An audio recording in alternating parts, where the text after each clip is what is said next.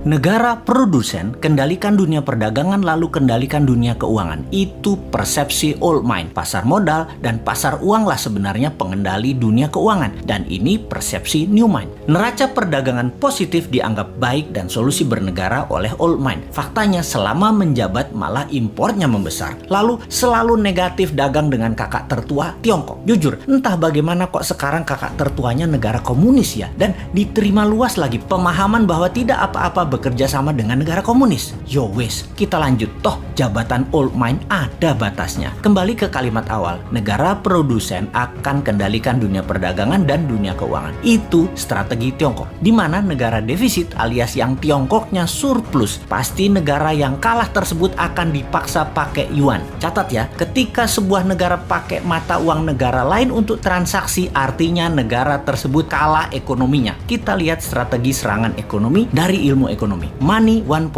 adalah uang hanya sebagai alat bayar pelancar transaksi. Kemudian uang menjadi alat modal yang disebut money 2.0. Kemudian uang menjadi alat kendali ekonomi disebut money 3.0.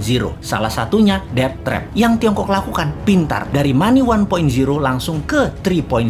Karena ya memang Tiongkok nggak punya Wall Street, tempatnya money 2.0. Kita lompat sebentar sebelum balik ke money 3.0 agar sambungannya paham. Sejarah Partai Komunis di Tiongkok, di mana orang-orang nasionalis kabur keluar Tiongkok ketika komunis berkuasa dengan tangan besi. Satu ke Taiwan, jadi negara yang dipayungi Amerika. Yang kedua ke Hong Kong, jadi city country di bawah Inggris. Keduanya, Taiwan dan Hong Kong ekonominya maju pesat sejak tahun 60-an hingga saat ini. Sejak tahun 1989, reformasi ekonomi di Tiongkok melawan hegemoni IMF mulai dijalankan secara gerilya, main dengan globalis dan main dengan double standard, yaitu renminbi yuan. Catat sekali lagi, nantinya kita new mind akan pakai strategi yang sama ini, kecuali kalian masih suka dengan old mind yang sekarang berkuasa. Apa yang Tiongkok lakukan setelah memutuskan melawan IMF, namun di permukaan pura-pura taat pada Amerika? Ini terjadi di zaman Deng Xiaoping awal mulanya. Mereka jadi negara produsen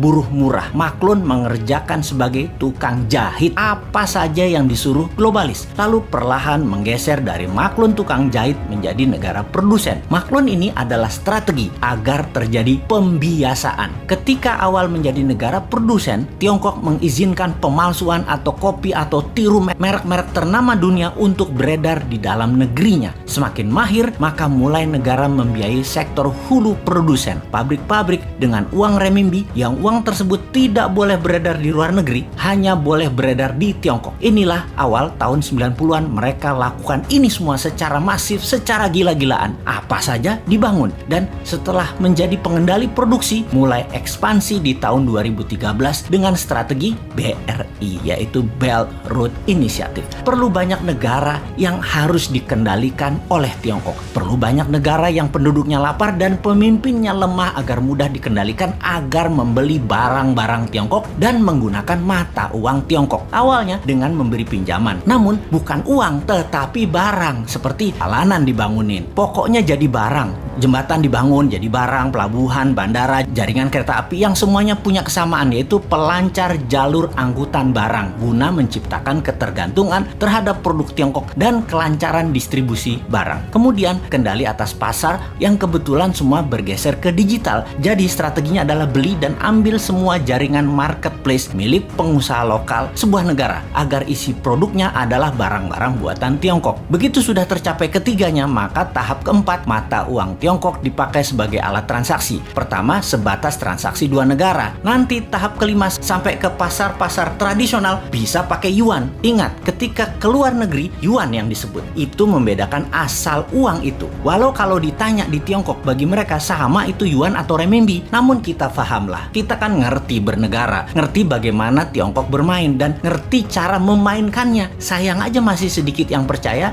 dan masih banyak yang tidak peduli. Wajar kalau masyarakat masyarakat tidak tahu. Namun pejabat yang tidak peduli dan tidak tahu juga banyak banget. Apalagi yang mau menari jadi presiden di 2024. Rasanya nggak ada yang paham beginian. Yang penting gue populer dan rakyat pilih gue. Lihat aja daftar 10 orang yang katanya calon presiden di lembaga survei. Kita review satu persatu. Paham nggak bernegara ala Tiongkok dan Amerika? Rasanya kagak ya. New Mind beda. Kita paham dan strateginya bukan ikuti keduanya, namun punya strategi sendiri untuk main 3 kaki awalnya dan menyalip di tikungan di tahun 2030 menjadi 3 besar dunia dan di 2045 menjadi negara superpower. Kalau hanya naik 7% setahun dan faktanya 5% pertumbuhan ekonominya, mimpi jadikan Indonesia negara superpower. Buktinya sekarang aja pakai yuan dagangnya, harusnya pakai rupiah. Bos, itu artinya kalian old mind geblek bernegaranya.